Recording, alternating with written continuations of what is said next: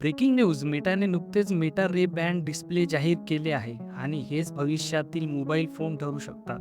मी सुद्धा या कार्यक्रमात ऑनलाईन सहभागी झालो होतो आणि मी मेटाने तयार केलेल्या या तंत्रज्ञानाने खूप प्रभावित झालो आहे. कारण या चष्म्यामध्ये आता पूर्ण सहज वापरता येणारे UI आणि जे तुम्ही मनगटावर असलेल्या SEMG बँडने नियंत्रित करू शकता.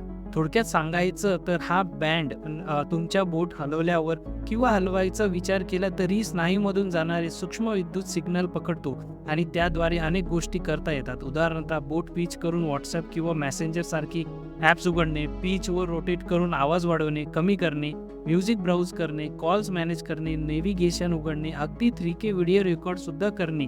हे सगळं मोबाईल हातात न घेता करता येतं. कारण पूर्ण UI तुमच्या डोळ्यासमोर तरंगत असतं आणि हे कंट्रोलही अगदी नैसर्गिक वाटतं. जणू तुम्ही नेहमीप्रमाणे बोट हलवताय. आता या डिव्हाइससोबत मार्क झुकरबर्गने एक गोष्ट स्पष्ट केली आहे, ती म्हणजे आता तो ॲपलच्या नियमाप्रमाणे खेळू इच्छित नाही. कारण गेल्या दशकभरापासून मेटा ॲपलच्या इकोसिस्टममध्ये राहिला होता. Instagram, WhatsApp, मेसेंजर सारखी मोठी ॲप्स iPhoneवर अवलंबून होती.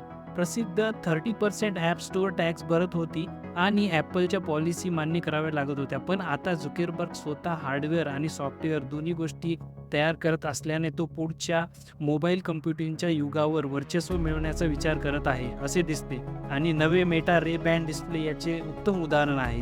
जर तुम्ही या टेक न्यूजबद्दल ऐकलं असेल किंवा नसेल तर फॉलो करा अशा न्यूजसाठी. थँक्यू.